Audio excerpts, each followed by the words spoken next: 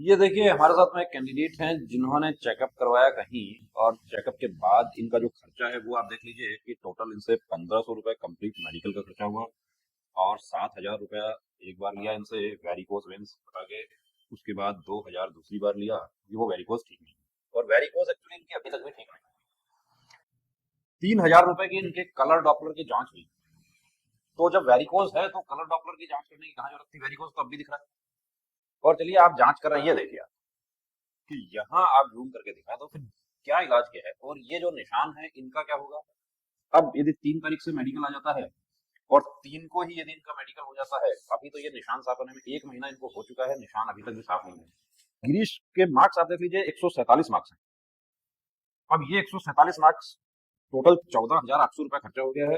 इनको 1300 रुपए का स्टॉकिंग्स भी परचेज करवाया कि यदि आप वेरिकोज वेंस का स्क्लेरोथेरेपी कर रहे हैं तो फिर स्टॉकिंग्स की कहाँ जरूरत आ गई और गर्म पट्टी से भी काम हो जाता हो। और क्या स्टॉकिंग्स जो है वो लगा रहे हैं तो फिर ये इंजेक्शन थेरेपी की जरूरत थी। कौन सा थेरेपी किया, फोम स्क्लेरोथेरेपी किया या लिक्विड किया, कुछ नहीं है। देखिए जिन्होंने भी किया है हम उनके ऊपर नहीं जा रहे, लेकिन हम इस वीडियो के माध्यम से आपको ये जरूर बताना चाहेंगे कि किसी दूसरे हमारे साथी के साथ गिरीश की तरह ना।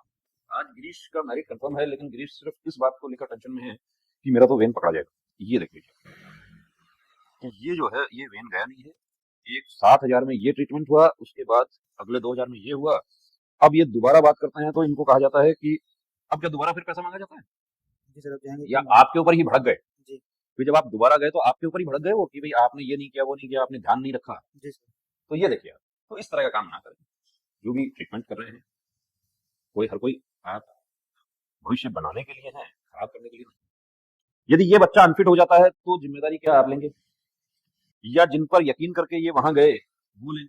जाहिर सी बात है कि कोई जिम्मेदारी नहीं लेगा, लेकिन इनका 1 साल जो है वो बर्बाद हो गया। अब क्या हो सकता है इसमें, देखिए वेरिकोज वेन के लिए क्लियर कट लिखा हुआ कि ट्रीटमेंट मान्य नहीं है। ये निशान देखकर क्या पता चल जाता है कि वेरिकोज है।